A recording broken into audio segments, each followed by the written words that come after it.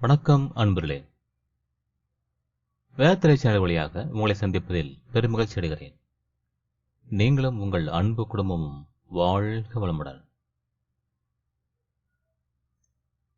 நமக்கு நாமே குண்டலினியை எழுப்பிக் கொள்ள முடியுமா என்ற ஒரு பதிவை பார்த்து வருகிறோம். அதில் இது இரண்டாவது பகுதி. கடந்த பகுதியில் அஷ்டாங்க யோகம் என்பது குறித்து விளக்கம் தருவதாக சொல்லியிருந்தோம். ஏனென்றால் இந்த அஷ்டாங்க யோகத்தை புரிந்து கொண்டால் இந்த குண்டலினி எழுப்புவதை நீங்கள் செய்ய முடியுமா இல்லையா என்ற ஒரு விளக்கத்திற்கு நீங்கள் வர முடியும். அதற்காக நாம் அதை புரிந்து கொள்ளலாம். இந்த அஷ்டாங்க யோகம் பதஞ்சலி முனிவரால் வடிவமைக்கப்பட்டது. அதாவது யோகத்திற்கு வருபவர்கள் இதை கடைபிடிக்க வேண்டும் என்ற ஒரு அமைப்பை கொண்டு வந்தார். இதில் இயமம், நியமம், ஆசனம், பிராணாயாமம், பிரத்யாகாரா, தாரணா, தியானம், சமாதி என்ற 8 அமைப்புகள் இருக்கின்றன.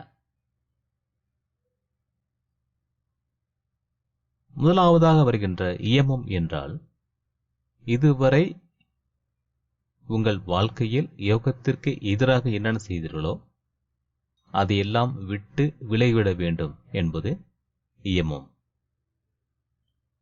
நியமம் என்றால், யோகத்திற்கு வருவதற்கு இந்தந்த முறைகளை, இந்தந்த செயல்களை, இந்தந்த நோக்கங்களை வைத்துக்கொண்டு செயல்பட வேண்டும் என்பது நியமம்.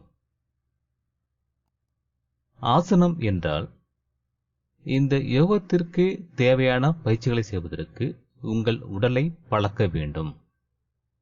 அதற்கு இந்தந்த ஆசனங்களை செய்ய வேண்டும் என்பது கணக்கு. நாம் நம்முடைய உலகில் பார்க்கின்ற இந்த யோகாசனங்கள் எல்லாமே இதில் அடங்கிவிடும். ஒவ்வொரு பயிற்சியும் செய்து நம்முடைய உடலையும் மனதையும் திடப்படுத்திக் கொள்ள வேண்டும். ஏனென்றால் யோகத்தில் வருவதற்கு உடல் முக்கிய ஆதாரமாக இருக்கிறது. இந்த உடலை கொண்டுதான் நம்முடைய உயிரின் வழியாக, மனதின் வழியாக நாம் இந்த தன்னை அறிதலை, நான் யார் என்ற விளக்கத்தை பெற முடியும் அல்லவா? அதற்காக நம்முடைய உடல் மிக முக்கியமாக மிகச் சரியாக இருக்க வேண்டும். எந்த ஒரு குறைபாடு இல்லாமல், நோய் இல்லாமல், அளவு முறையோடு இருக்கக்கூடிய உடல் நமக்கு வேண்டும். அது இல்லாது நாம் அமர்ந்து தவம் செய்யக்கூட முடியாது. எனவே இந்த ஆசனம் என்ற ஒரு நிலையம் அவர் அமைத்திருக்கிறார். இந்த ஆசனத்தை நாம் புரிந்து தெளிந்து கொண்டு உடலை நேர்த்தியாக வைத்துக் கொண்டால், இதற்கு அடுத்ததாக பிராணாயாமம் என்ற ஒரு பயிற்சி உண்டு. அது ஒரு நிலை, 4வது நிலை. இந்த பிராணாயாமம் என்று சொல்லும் பொழுது நமக்குள் ஓடுகின்ற இந்த மூச்சுக்காற்றை ஒழுங்குபடுத்திக் கொள்ள வேண்டும் என்ற ஒரு நிலைப்பாடு இங்கே இருக்கிறது. பூரகம் என்கிற வழியாக ஓடுகின்ற காற்றை ரேசகத்திற்கு அனுப்ப வேண்டும். ரேசகம் வழியாக ஓடுகின்ற காற்றை பூரகத்துக்கு அனுப்ப வேண்டும். அதாவது ஒரு நாசித்துளை வழியாக காற்றை இழுத்து மறு நாசித்துளை வழியாக காற்றை விட வேண்டும். அதேபோல அடுத்த நாசித்துளை வழியாக காற்றை இழுத்து இந்த பக்கம் இருக்கின்ற நாசித்துளை வழியாக காற்றை விட வேண்டும். இடது பக்கம் உள்ளது பூரகம் என்றும் வலது பக்கம் உள்ளது ரேசகம் என்றும் சொல்லுவார்கள். இது பிராணாயாமம். இந்த பிராணாயாமத்தில் இன்னொரு விஷயத்தையும் செய்ய வேண்டும். அதாவது பூரகத்தில் இழுக்கின்ற காற்றை கும்பகத்தில் நிறுத்த வேண்டும்.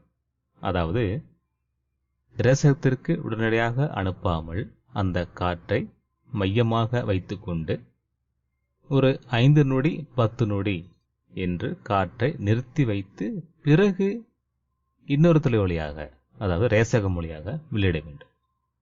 அதே போல ரேசகம் வழியாக காற்றை இழுத்து கும்பகத்தில் 5 நொடி 10 நொடி நிறுத்தி வைத்து பிறகு பூரகம் வழியாக விட வேண்டும். இதுதான் வாசியோகத்தின் அடிப்படையாக மாறுகிறது. அப்பொழுது இந்த பிராணாயாமம் நன்கு செய்து பழகிவிட்டால் இந்த வாசியோகம் என்கின்ற விஷயத்தை செய்வதற்கு நாம் பலப்பட்டு விடுகிறோம். சுலபமாக செய்ய முடியும் என்பது உறுதியாகிறது. இப்பொழுது 4 நிலைகளை நாம் பார்த்துவிட்டோம். அதாவது இயமம், நியமம், ஆசனம், பிராணாயாமம் என்று பார்த்துவிட்டோம். இப்பொழுது நாம் போக வேண்டியது 5வது படி. இந்த 5வது படி என்றால் பிரத்யாகாரா என்ற ஒன்று நிலை உள்ளது. இந்த நிலையில் மனம் எந்தெந்த விஷயங்களை ஆழ்ந்து செல்கிறதோ அதையெல்லாம் தடுத்து நிறுத்துவதுதான் இந்த பிரத்யாகாரா. அதாவது இதற்கு முன்பாக நாம் செய்த பழக்கங்கள் வழியாக, அந்த சிந்தனைகள் வழியாக, அந்த செயல்கள் வழியாக இந்த மனம் ஓடிக்கொண்டே இருக்கிறது அல்லவா, அதை எல்லாம் நிறுத்துவதுதான் இந்த பிரத்யாகாரா. இந்த பிரத்யாகாரத்திற்கு சில பயிற்சிகள் உண்டு, மந்திரங்கள் உண்டு, பூஜைகள் உண்டு. மனம் ஈடுபடக்கூடிய ஒவ்வொன்றும் இதில் செய்ய வேண்டும். அதாவது யோகத்திற்கு அடிப்படையாக மனதை திருப்புவதுதான் இந்த பிரத்யாகாராவின் செயல். இதை பக்தியாக செய்யலாம், இசையாக செய்யலாம், மந்திரம் ஜெபிக்கலாம். இப்படி பல விதங்களில் இந்த பிரத்யாகாரா நிகழ்ந்து கொண்டிருக்கும். இதற்கு பிறகு வருவது தாரணா. இந்த தாரணா என்கிற தவமுறையும் நாம் வாழும் இந்த உலகத்தில் இப்போதும் நடந்து கொண்டிருக்கிறது. இந்த தாரணா என்பது என்னவென்றால், மனதை குறிப்பிட்ட ஒரு விஷயத்தில் செலுத்தி தவம் செய்வது தாரணா. முக்கியமாக தவம் என்பது அடுத்த நிலைதான் வருகின்றது. ஆனால் அதற்கு பழக்கப்படுத்துவதற்காக இந்த தாரணா வருகிறது. அதாவது ஒரு குறிப்பிட்ட சொல் வைத்துக்கொண்டு அந்த சொல்லை கவனிப்பது. ஒரு மந்திர சொல் என்று வைத்துக் கொள்ளலாம், அல்லது ஒரு தேவதை நினைத்துக் கொள்ளலாம். இப்படி ஏதாவது ஒன்றை நினைத்துக் கொண்டு அந்த நினைப்பின் வழியாக மனதை ஒருமுகப்படுத்திக் கொள்வது இந்த தாரணா என்று சொல்லலாம். இதுவும் பல காலம் பயிற்சியாக தொடர வேண்டியது அவசியமாகிறது. இதற்கு பிறகு வருவதுதான் தியானம், தவம் என்றும் சொல்லலாம். இந்த தியானம் அல்லது தவம் என்றாலும் ஒன்றுதான். இங்கே என்ன நிகழ்கிறது என்று கேட்டால், மனம் மனதையே கவனிக்கிறது. அதுதான் தியானம் அல்லது தவம். இதற்கு முன்பாக மனம் இன்னொரு பொருளை நினைத்து பழகியது, இன்னொரு மந்திரத்தை சொல்லி பழகியது, இன்னொரு தேவதை நினைத்து பழகியது, இன்னொரு பூஜை செய்தது. இப்படி எல்லாமே மனம் வெளியே நின்று செய்தது எல்லாமே நாம் பார்த்தோம். ஆனால் இந்த தியானத்தில் மனம் தன்னையே கவனிக்கிறது. அதுதான் இந்த நிலைப்பாடின் ஒரு விஷயம். இது 7வது நிலை. இதற்கு அடுத்த நிலைதான் சமாதி. இந்த சமாதி என்றால் எது இறையாக உள்ளதோ, எது இயற்கையாக உள்ளதோ அதற்கு சமமாக நாம் மாறுவது, இந்த மனம் மாறுவது என்ற ஒரு நிலைப்பாடுதான் இந்த சமாதி நிலை. அதாவது ஆதிக்கு சமமான நிலைக்கு நாம் உயருவதை சமாதி என்று சொல்லுவார்கள். நாம் இந்த 8 நிலைகளும் பார்த்துவிட்டோம். இந்த 8 நிலைகளிலும் நாம் விஷயத்தை புரிந்து கொள்ள வேண்டும். இது ஒவ்வொரு படிநிலையாக வந்தால்தான் புரியும். உடனடியாக இங்கிருந்து 6வதுக்கோ 7வதுக்கோ 8வதுக்கோ நாம் போக முடியாது. இதை புரிந்து கொள்ள வேண்டும். நம்மிடம் இருக்கக்கூடிய ஒரு மிகப்பெரிய குறைபாடு என்றால், எதையும் உடனடியாக பெற வேண்டும் என்ற ஒரு ஆர்வம். நமக்கு இருக்கின்ற இந்த ஆர்வத்தை படிப்படியாகத்தான் செலுத்த வேண்டும் என்ற ஒரு நிலைப்பாடு நமக்கு கிடையவே கிடையாது என்று சொல்லலாம். எதுவாக இருந்தாலும் எனக்கு முடிவு தெரிய வேண்டும் என்ற ஒரு நிலைப்பாடு தான் நமக்கு இருக்கிறது. நம்முடைய வாழ்க்கையில் பலவித சிக்கல்களுக்கு காரணமே இந்த ஒரு எண்ணம்தான். எதுவுமே படிப்படியாக செல்ல வேண்டும் என்று நாம் எதிர்பார்ப்பதே இல்லை. அந்த பொறுமை நம்மிடம் இல்லவே இல்லை என்று சொல்லலாம். ஆனால் இதை நீங்களாக, இந்த குண்டலினி எழுப்புவதை நீங்களாக செய்ய வேண்டும் என்றால் இந்த அஷ்டாங்க யோகத்தின் 8 படிநிலையும் நீங்கள் புரிந்து கொண்டு அதை செயலாக்க பழக வேண்டும். அதற்கு பிறகுதான் நீங்கள் உங்களுக்கே அதை தெரிய வரும். இந்த தகுதி எனக்கு இருக்கிறதா அல்லது இல்லையா, அல்லது நேரடியாக ஒரு குருவை அடையலாமா என்ற ஒரு நிலைப்பாட்டுக்கு நீங்கள் வருவதற்கு இந்த புரிந்து கொள்ளுதல் உங்களுக்கு துணையாக இருக்கும். இந்த அஷ்டாங்க யோகம் கொடுத்த நான் சொன்ன இந்த விஷயங்களை எடுத்துக்கொண்டு மேலும் இந்த இணையதளத்தில் தேடி பாருங்கள். இந்த அஷ்டாங்க யோகம் குறித்து யார் யார் என்ன சொல்கிறார்கள் என்பதை கவனியுங்கள். நான் சொன்னது மட்டுமே உண்மை என்று நீங்கள் நம்ப வேண்டிய அவசியமில்லை.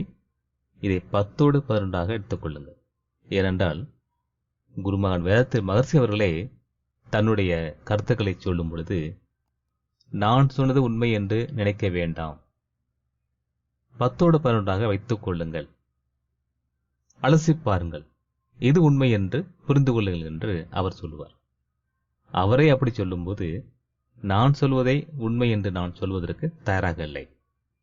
நான் உண்மை சொல்லியுள்ளேன், ஆனால் அது உண்மையா என்று அறிவதற்கு மற்றவர்கள் சொன்னதையும் கேட்டு ஒரு முடிவுக்கு வாருங்கள். அதில் நல்ல கருத்து இருந்தால் அதையும் எடுத்துக் கொள்ளுங்கள், தவறில்லை. முக்கியமாக நீங்கள் இதில் உயர வேண்டும் என்பதுதான் நோக்கம். எனவே அதற்கு என்னென்ன விவரங்கள் வேண்டுமோ அதை நீங்கள் தேர்ந்தெடுப்பதில் தவறே இல்லை. இப்படி இந்த அஷ்டாங்க யோகம் குறித்த ஒவ்வொன்றையும் எடுத்து பார்த்து ஒவ்வொரு நிலையாக உங்களை பக்குவப்படுத்திக் கொண்டே வந்தால் இந்த யோகத்தில் ஒரு நல்ல நிலைப்பாடை நீங்கள் வந்துவிட முடியும். இதற்கு பிறகும் ஒரு நிலை உள்ளது, அதை நாம் அடுத்த பதிவிலே பார்க்கலாம். நல்லது நண்பர்களே, நாம் மீண்டும் அடுத்த ஒரு பதிவிலே சந்திப்போம். நன்றி. வாழ்க வையகம், வாழ்க வையகம், வாழ்க வளமுடன். வணக்கம் அன்பர்களே, வாழ்க வையகம், வாழ்க வளமுடன். வேதாத்திரிய சேனலோடு இணைந்து கொள்ளுங்கள். உங்கள் உடல் நலம், மனவளம், உயிர் வளம் பெருக்கிக் கொள்ளுங்கள். உங்கள் வாழ்க்கையையும் பொருளாதாரத்தையும் உயர்த்திக் கொள்வதற்கான வழிகள் இங்கே சொல்லப்படுகின்றன. இன்றே சப்ஸ்கிரைப் செய்து கொள்ளுங்கள். வாழ்க வளமுடன்.